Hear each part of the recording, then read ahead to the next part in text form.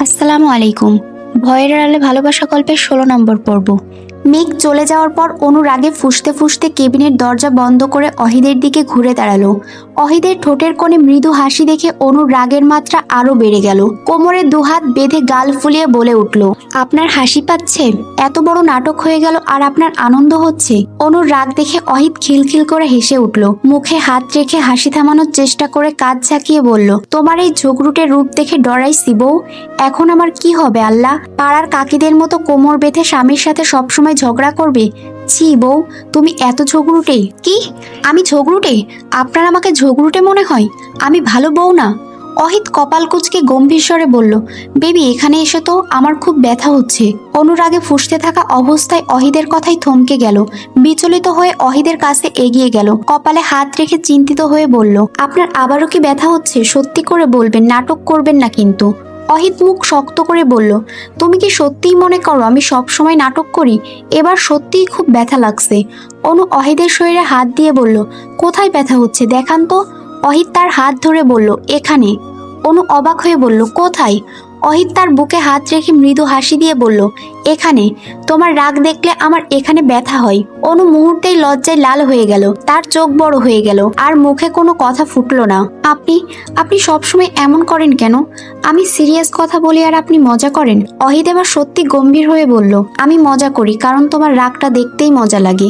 কিন্তু জানো, তোমার রাগের পেছনে যে ভালোবাসা লুকিয়ে থাকে সেটা আমার কাছে পৃথিবীর সবচেয়ে সুন্দর জিনিস। অনু এবার আর কিছু বলতে পারল না। তার রাগের জায়গায় লজ্জা আর ভালোবাসার অনুভূতি এসে জায়গা নিল। আচ্ছা, এবার আর রাগ করব না। আপনি যদি ঠিকঠাক নিজের যত্ন নেন তাহলে আমিও রাগ করব না। অহিত মুচকি হেসে বলল, বেবি শুনো না। বেবি ডাক শুনে অনু চমকে উঠল। মেঘকে বলা কথা মনে হতেই লজ্জায় মুখ অন্য পাশে ঘুরিয়ে নিল। অহিত দাঁত চেপে দুষ্টু হেসে বলে উঠল, বেবি জান, শুনছো আমার কথা? অনু লজ্জায় গাল লাল করে বলে ওঠে, কি শুরু করলেন? আমায় আর লজ্জা দিয়েন না তো। অহিত অনুকে ধরে নিজের কোলে বসাই, দু গাল টেনে চুমু খেয়ে বলে উঠল, বেবি কথায় কথায় লজ্জা লাগছে তোমার? বলো আমায়, আমি চুমু দিয়ে ঠিক করে দিচ্ছি। অনুর কান দিয়ে গরম ধোঁয়া বের হতে শুরু করলো। শরীরে তাপমাত্রা যেন বেড়ে গেল কয়েক ডিগ্রি। লজ্জায় আর বসে থাকতে পারলো না। অহিদের বুকে মুখ লুকালো। অহিদ মুচকি হেসে তার আদুরে হাতে অনুকে জড়িয়ে ধরলো। অহিদকে বাড়িতে এনে রুমে শুয়ে দেওয়ার পর অনু পানি এনে তার ওষুধগুলো সাজিয়ে রাখছিল। অহিদ কপাল কুঁচকে তাকিয়ে আছে। অনু, এসব করার জন্য লোক আছে, তুমি এখন রেস্ট নাও, নিজের শরীরের এবার একটু যত্ন নাও মেয়ে। এই 3 দিন। অনু হাত তুলে থামিয়ে দিল, থাক, আপনি সুস্থ না হওয়া পর্যন্ত আমি রেস্ট নিব না। পাগলামো বাদ দাও মেয়ে। বাড়িতে এতগুলো সার্ভেন্ট থাকতে তোমাকে কেন এসব করতে হবে? জেদ করো না, চুপচাপ এখানে এসে বসো। স্বামীর সেবা করা স্ত্রীর দায়িত্ব জনাব, এতে নেকির পাল্লা ভারী হয়। অহিত ভ্রুকুটি করলো, গম্ভীর মুখে বলল, তুমি তাহলে নেকির জন্য স্বামীর সেবায় মগ্ন ছিলে? ওষুধের প্যাকেট গোছাতে গোছাতে অনুর হাতটা থেমে গেল। অহিতের দিকে তাকিয়ে থতমত খেয়ে বলে উঠল, আরে না না, এমন কিছু না, এমন কিছু আমি বলতে চাইনি তো। বিষয়টা অন্যরকম, আপনি ভুল ভাবছেন। তাহলে তুমি নেকির জন্য স্বামীর সেবা করো নাই, এটা বলতে চাচ্ছ? হ্যাঁ। হ্যাঁ মানে?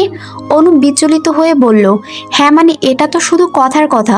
সবাই বলে, এজন্য আমিও মুখ ফসকে বলে ফেলছি। আমি তো আপনাকে ভালোবাসার জন্য যত্ন করছি। আপনি কি আমায় ভালোবাসেন না?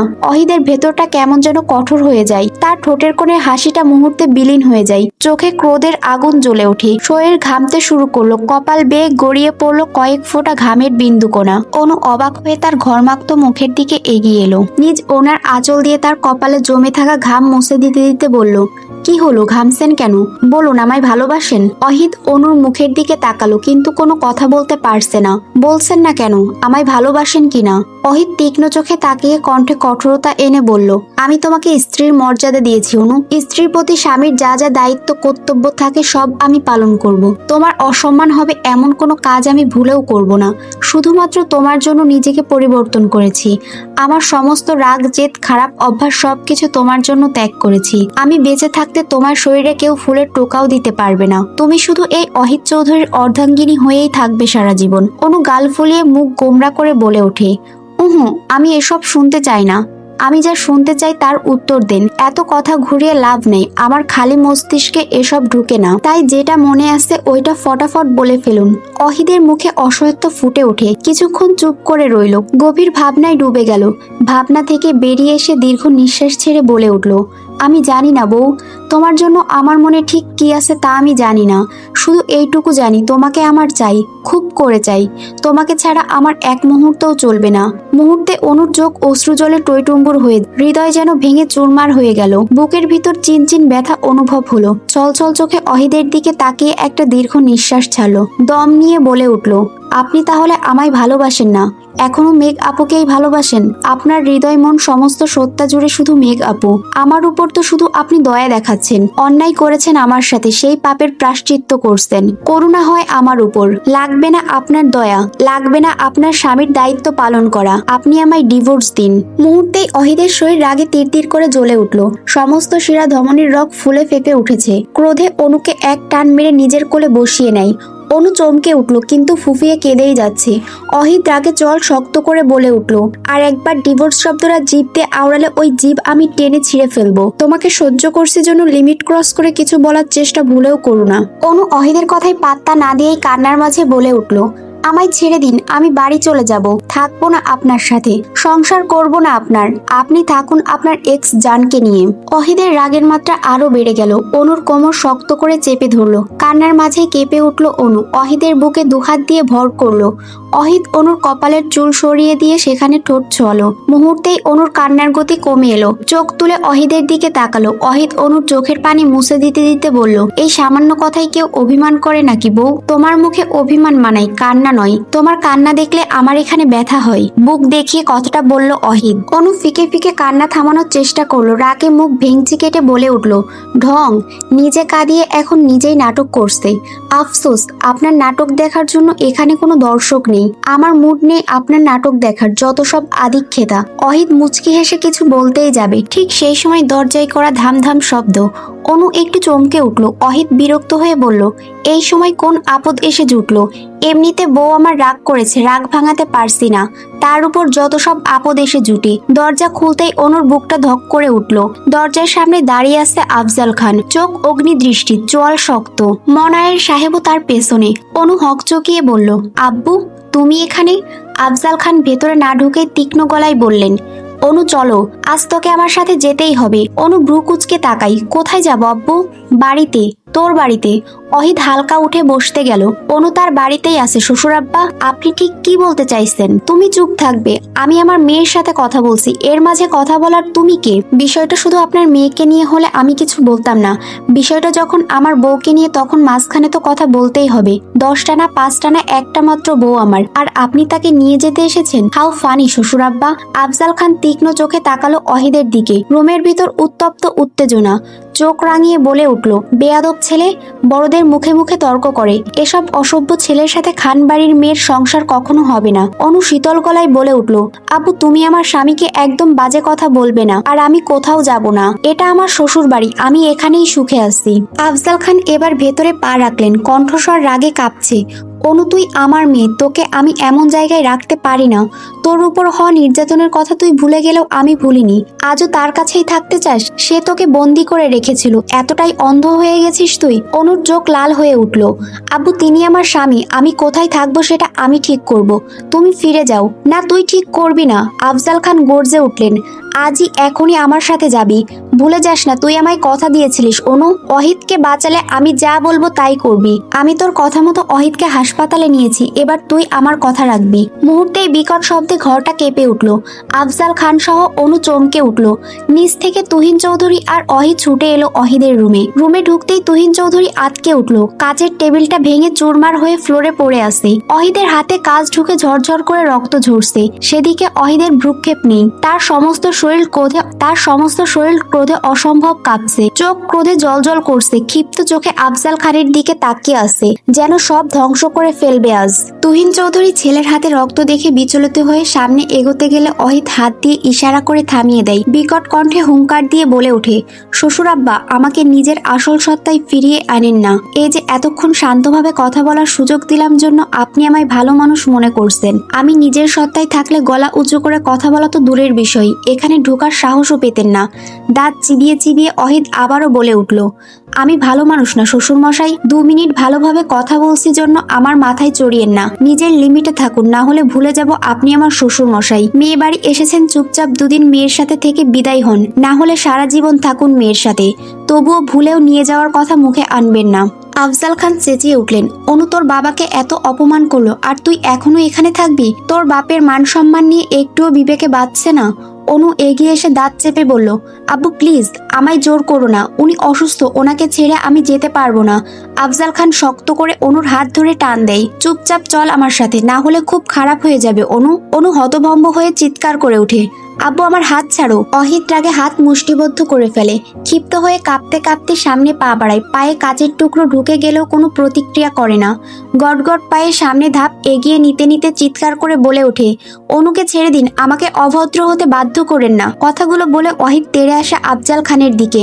হঠাৎ তার সামনে এসে দাঁড়ায় তুহিন চৌধুরী। অহিদের চলতে থাকা পা জোড়া থেমে যায়। অবাক হয়ে তীক্ষ্ণ চোখে তার বাবার দিকে তাকায়। কি হলো বাবা? সামনে থেকে সরে দাঁড়াও, অনুকে নিয়ে যাচ্ছে তো, সরো। অহিত চেঁচিয়ে ডাকতে শুরু করলো, গার্ড, সিকিউরিটি, সিকিউরিটি সব কোথায়? শ্বশুরের বাচ্চাকে আটকা, আমার বউ নিয়ে চলে গেল। হারামির বাচ্চারা কই তোরা? সরো বাবা। তুহিন চৌধুরী তুতলিয়ে বলে উঠল, যার মেয়ে সে নিয়ে যাচ্ছে, তুই কোথাও যাবি না অহিত। অনেক কষ্ট দিয়েছিস মেয়েটাকে, আর না, অনু তার বাবার সাথে চলে যাক, সে একটা সুন্দর ভবিষ্যৎ পাবে। তোর সাথে থাকলে তার ভবিষ্যৎ নষ্ট হবে। আমি একজন বাবা হয়ে আরেকটা মেয়ের জীবন ধ্বংস করতে চাই না। অহিতের সমস্ত শরীর রাগে জ্বলে ওঠে। অগ্নি চোখে তার বাবার দিকে তাকায়। ক্ষিপ্ত গলায় বলে ওঠে, শরত সামনে থেকে। বলেই অহিত সামনে পা বাড়াতে গেলে তার সমস্ত গার্ড এসে অহিতকে ঘিরে ধরে। অহিতের চলতে থাকা পা থেমে যায়। রাগে গজগজ করতে করতে বলে ওঠে, শুয়োরের বাচ্চারা, এখানে আমার বাল দেখতে আসছিস? শ্বশুরের বাচ্চাকে ধর, না হলে সব কয়টার রক্ত দিয়ে আমি গোসল করব। অহিতকে অবাক করে দিয়ে গার্ডগুলো তাকে শক্ত করে চেপে ধরে। অহিত হুঙ্কার দিয়ে ওঠে। শরীরে গুড়ির ক্ষত, পায়ে কাচের টুকরো ঢুকে রক্ত ঝরছে। হাত বেয়ে এখনো রক্ত পড়েই যাচ্ছে। শরীর দুর্বল, শরীরে নাই এক ফোঁটাও শক্তি, তবুও নিজেকে ছাড়ানোর জন্য শক্তি প্রয়োগ করেই যাচ্ছে। জানোয়ারের বাচ্চারা, তোরা মরবি, খুন করে ফেলবো সব। তোদের কলিজা দিয়ে কাবাব বানিয়ে খাবো, তোদের পিস পিস করে কেটে কুত্তা দিয়ে খাবো। ছাড় বান্দির বাচ্চারা, ছেড়ে দে আমায়। অহিদের হুমকিতে গার্ডরা কেঁপে উঠলেও ছেড়ে দেয় না, কারণ তুহিন চৌধুরীর কড়া নিষেধ আছে। যা কিছু হয়ে যাক, ছেড়ে দেওয়া যাবে না। তাদের নিরাপত্তার ব্যবস্থা তুহিন চৌধুরী নিজে নিবেন, কথা দিয়েছেন সে। গার্ডদের হাত কাঁপছে, গলা শুকিয়ে আসে। ঢোক গিলে অহিতকে আটকে রাখছে। অহিত পাগলের মতো ছুটাছুটি করছে। শরীরে সমস্ত শক্তি দিয়েও নিজেকে ছাড়াতে পারছে না। আর্তনাদ করে বলে উঠল, বাবা অনুকে যেতে দিও না, অনুকে ছাড়া অহিত বাঁচতে পারে না। অহিদের রক্তে অনুর ভাইরাস মিশে গেছে। অনু ছাড়া অহিদের কোনো অস্তিত্ব নেই। তাকে আটকাও বাবা। কি হলো, কথা বলছো না কেন মিস্টার চৌধুরী? দয়া করুন আমার উপর। আপনার ছেলে অনুকে ছাড়া মরে যাবে। আপনি আমার বাবা, এত পাষাণ কবে থেকে হলেন? আপনি না আপনার ছেলের জন্য সব করতে পারেন, তাহলে আজ এই নিষ্ঠুরতার পরিচয় দিচ্ছেন কেন? বাবা প্লিজ, তোমার পায়ে পড়ি, আমি সব থেকে ভালো স্বামী হয়ে দেখাবো। অনুকে আটকাও না। তোমার ছেলে এতটাও খারাপ না, নিজের মানুষের যত্ন সে নিতে জানে। প্লিজ বাবা। 2 ফোঁটা জল গড়িয়ে পড়লো অহিদের চোখ বেয়ে। গলা ফেটে চিৎকার করে বলে উঠল, অনু, অনু আমি তোমাকে। বাকি কথা বলতে না পেরে নেতিয়ে পড়ল অহিত তার বাবার বুকে। ছেলের এমন পাগলামি দেখে তুহিন চৌধুরী কেঁদে উঠল, সাথে ওহিও ফুফিয়ে কেঁদে যাচ্ছে। তাদের যে কিছু করার নেই, পরিস্থিতি মেনে নিতে হবে। ততক্ষণে আফজাল খান অনুকে নিয়ে চৌধুরী বাড়ির গেটে চলে এসেছে। অনু হাত ছাড়ানোর চেষ্টা করছে, চোখ থেকে পানি গড়িয়ে পড়ছে, মুখে অসহায় কান্না। আব্বু প্লিজ, এত কঠোর হৃদয়ের পরিচয় দিও না। অহিত এখনো সুস্থ নয়, আমি তাকে রেখে যেতে পারবো না। আব্বু প্লিজ, শুনছো আমার কথা? আফজাল খান কঠোর গলায় বলল, গাড়িতে ওঠ। অনু কণ্ঠ ভেঙে বলতে থাকে, আব্বু ছেড়ে দাও প্লিজ, আমি যেতে চাই না, আমি যেতে চাই না, আমার স্বামীকে রেখে আমি যেতে চাই না, যাব না আমি, ছেড়ে দাও আমায়, চলে যাও তোমরা। তার সেই চিৎকার আশেপাশে কম্পন ধরিয়ে দিলেও আফজাল খানের পাথর মনে তেমন প্রতিক্রিয়া করলো না। কঠোর থেকে আরো কঠোরতার পরিচয় দিল। তো আজকের পার্টটা এই পর্যন্তই ছিল। ভুল ত্রুটি হলে ক্ষমার দৃষ্টিতে দেখ। নেক্সট পার্ট খুব তাড়াতাড়ি দেওয়া হবে। সবাই একটু সাবস্ক্রাইব করে দিবেন আর লাইক কমেন্টস করবেন। ধন্যবাদ, ভালো থাকবেন সবাই, আল্লাহ হাফেজ।